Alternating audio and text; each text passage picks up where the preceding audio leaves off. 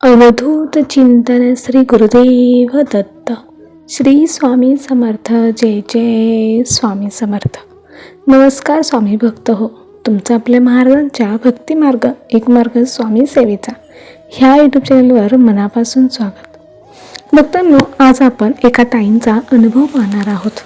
म्हणजे कधी कधी आपण इतकं खचून जातो, इतकं की त्यातून आपल्याला मार्गच दिसेनासा होतो. आणि अशा वेळी आपल्याला मदत करणारा हात पुढे येतो आणि तो हात म्हणजेच स्वामी समर्थांचा आशीर्वाद असतो. कारण सुखात सगळेच सोबती असतात, परंतु दुःखात मात्र फक्त आपले स्वामीच आपल्या सोबत असतात.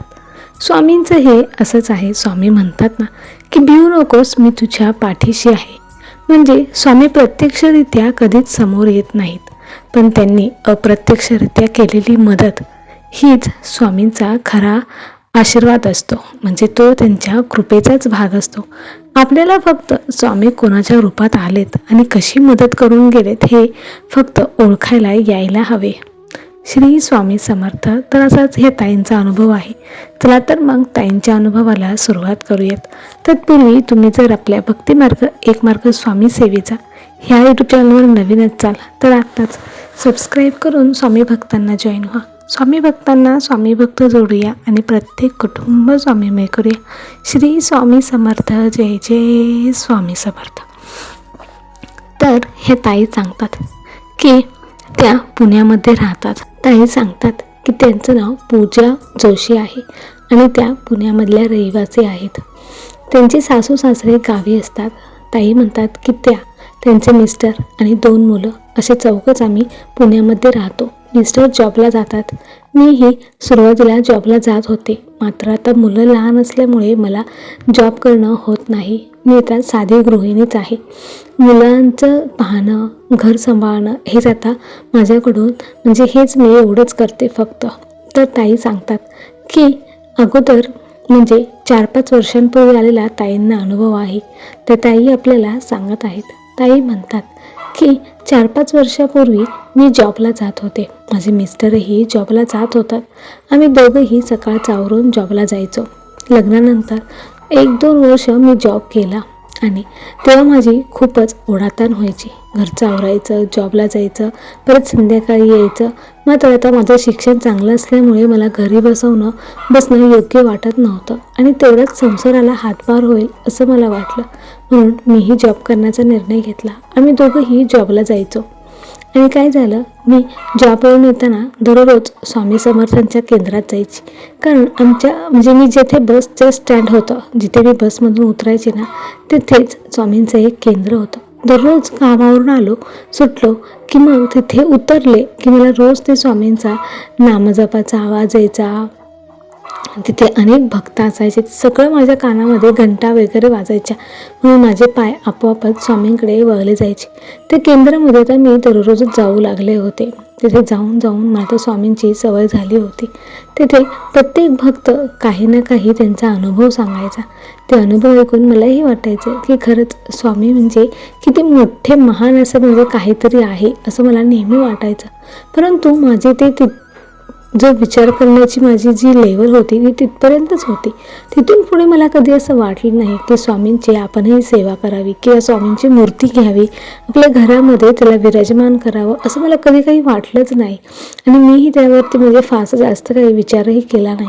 मी त्या केंद्रामध्ये जायचे, तिथे पाया पडायचे, 10 मिनटं बसायचे, मन शांत व्हायचं माझं. हे सर्व केल्यानंतर मी पुन्हा घरी यायचे आणि घरच्या कामाला लागायचे. असंच माझं दररोजचं आता हे दिनक्रम झाला होता. जेव्हा अडचण असायची तेव्हा मात्र मी केंद्रात जायची नाही. तेव्हा मला खूप असं वेगळं वाटायचं, एकटं वाटायचं. मी एकदा अशीच स्वामींच्या केंद्रात गेले होते. पाया पडले, प्रसाद घेतला आणि तिथेच बसले.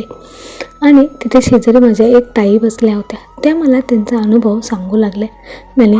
त्यांनी मला सल्ला दिला की तुम्ही घरी स्वामींची काही सेवा करता का? तर मी म्हटलं नाही. तर त्या म्हणाल्या, तुमच्याकडे स्वामी समर्थांची मूर्ती आहे का? तर मी म्हटलं नाही. मग तेव्हा त्यांनी मला स्वामी समर्थांची मूर्ती घेण्यासाठी सांगितलं. दररोज मूर्तीला नैवेद्य दाखवा, त्याचा अभिषेक करा आणि दररोज अगरबत्ती, धूप, दीप लावा आणि स्वामींचं नाम घ्या. स्वामींना अशी कोणतीही खास सेवा म्हणजे त्यांची करावी असा काही नियम नाही. तुम्हाला जे काही जमेल तेवढी सेवा तुम्ही महाराजांची नक्कीच करू शकता. आणि मग मी जातानाच लगेच तिथून स्वामींची मूर्ती विकत घेतली आणि घरी जाऊन तिला स्थापन केली. अशीच आता मी दररोज सकाळची जेव्हा देवपूजा करायची तेव्हाच महाराजांना अभिषेक करायची आणि स्वामींचा जप करत करत मी दररोज देवपूजा करायची. आता सर्व काही म्हणजे व्यवस्थितच होतं. आणि आता महाराज माझ्या घरी आले होते, परंतु माझ्या मिस्टरांना ते फारसं काही आवडलं नव्हतं. माझ्या मिस्टरांचा देवावर फारसा जास्त काही विश्वास नव्हता. म्हणजे ते पूर्णपणे नास्तिकच होते. फक्त मीच अशी होती की जिला देवावरती विश्वास होता. म्हणजे मी पण स्वामी समर्थांच्या जास्त काही सेवेत नव्हते, परंतु केंद्रात मी जात असल्यामुळे आता माझा चांगलाच स्वामींवरती विश्वास बसला होता. मी स्वामींची आता मनोभावे सेवा करू लागली होती. सर्व काही व्यवस्थित चालू होतं. परंतु अचानक असं काही घडतं ना की जेव्हा आपण पूर्णपणे अगदी कोसळून पडतो. असंच काहीसं माझ्या बाबतीतही घडणार होतं, परंतु त्याची कल्पना मात्र आता मला नव्हती. एक दिवस असंच झालं, मी कामावरती होते आणि अचानक मला फोन आला. मी धावतच अगदी हॉस्पिटलमध्ये गेले. माझ्या मिस्टरांचा जोराचा ॲक्सिडेंट झालेला होता. काय करावे काही समजत नव्हतं. मी एकटीच होती. मी घरी फोन करून माझ्या सासू सासऱ्यांना कळवलं, परंतु ते आता दुसऱ्या दिवशी येणार होते. आता मी एकटीच होते. मला काय करावे काहीच कळत नव्हतं. मी मिस्टरांच्या मित्रांना फोन करून बोलावलं. तेही आले. तेवढाच मला आधार वाटला. आता मिस्टरांचं मोठं ऑपरेशन करायचं होतं. त्यांच्या छातीला जोराचा मार लागला होता आणि डोक्यालासुद्धा लागले होते. आता ऑपरेशन होणार होतं, परंतु सगळे पैसे वगैरे तिथे डिपॉझिट करायचे होते. माझ्याकडे थोडेफार पैसे होते आणि माझ्या मिस्टरांच्या मित्रांनीही थोडेफार पैसे दिले आणि ते सर्व पैसे आम्ही डिपॉझिट केले.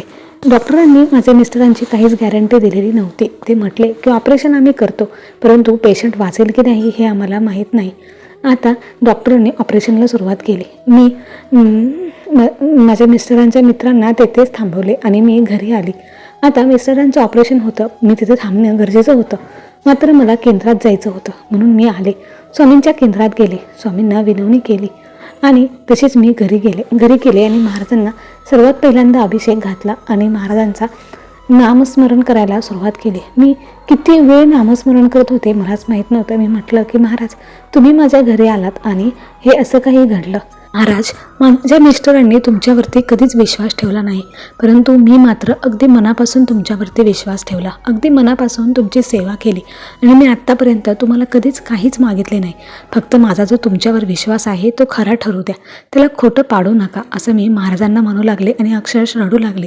दरवाजा बंद होता आणि अचानक माझ्या मागून कुणीतरी गेल्यासारखा मला भास झाला. परंतु मी महाराजांचं नामस्मरण करत असल्यामुळे मी मागे पाहिलं नाही. माझी महाराजांची सेवा चालू होती, त्यामुळे मी इकडे तिकडे अजिबात बघत नव्हते.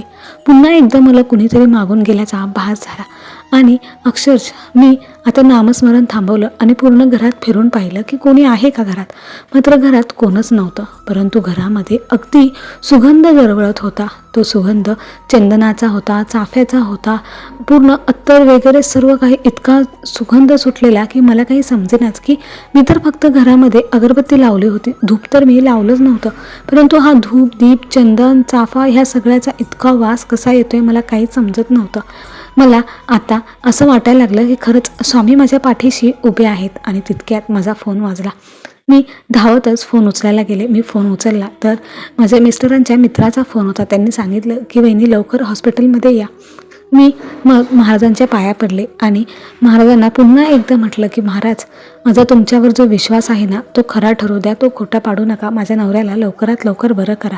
आणि मी महाराजांना पाया पडून दवाखान्याकडे गेले. हॉस्पिटलमध्ये पोहोचल्यावरती माझ्या मिस्टरांच्या मित्राने सांगितलं की ह्याचं ऑपरेशन अगदी व्यवस्थित झालेलं आहे. डॉक्टर म्हणालेत की आता काळजी करण्यासारखं काहीच नाही, 2-4 दिवसामध्ये तो शुद्धीवर येणार आहे. हे ऐकून मला खूपच आनंद झाला. मी म्हटलं की घरामध्ये मला जे काही भास होत होते ते भास खोटे नव्हते, तर ते स्वतः स्वामीच होते, जे माझ्या पाठीशी अगदी खंबीरपणे उभे होते. भक्तांनो, माझं कुंकू जे आज बळकट आहे ना, ते फक्त स्वामींमुळे. आता माझे मिस्टर अगदी व्यवस्थित आहेत, व्यवस्थित कामाला जातात. आणि जेव्हा ते शुद्धीवर आले तेव्हा त्यांनी मला सांगितलं की जेव्हा माझं ऑपरेशन चालू होतं तेव्हा मी पूर्ण बेशुद्ध होतो.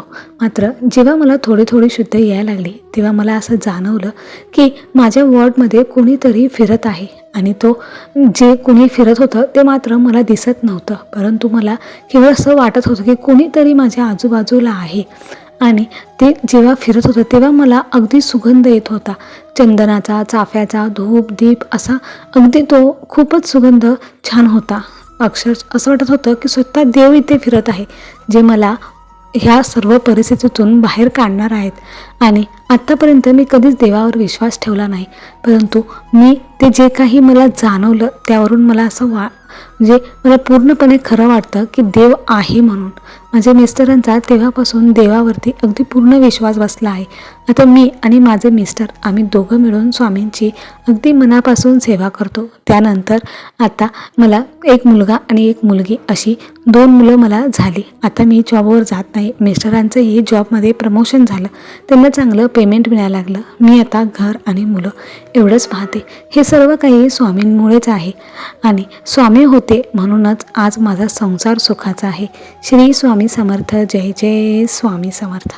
तर भक्तांनो, ह्या पूजाताईंना आलेला अनुभव खरंच खूपच अगदी हृदयस्पर्शी आहे. तो तुम्हाला कसा वाटला हे कमेंट करून नक्की सांगा. आणि व्हिडिओ आवडला असेल तर लाईक करा, शेअर करा आणि सबस्क्राईब करून स्वामी भक्तांना जॉईन व्हा. स्वामी भक्तांना स्वामी भक्त जोडूया आणि प्रत्येक कुटुंब स्वामीमय करूया. श्री स्वामी समर्थ. जय जय स्वामी समर्थ. धन्यवाद.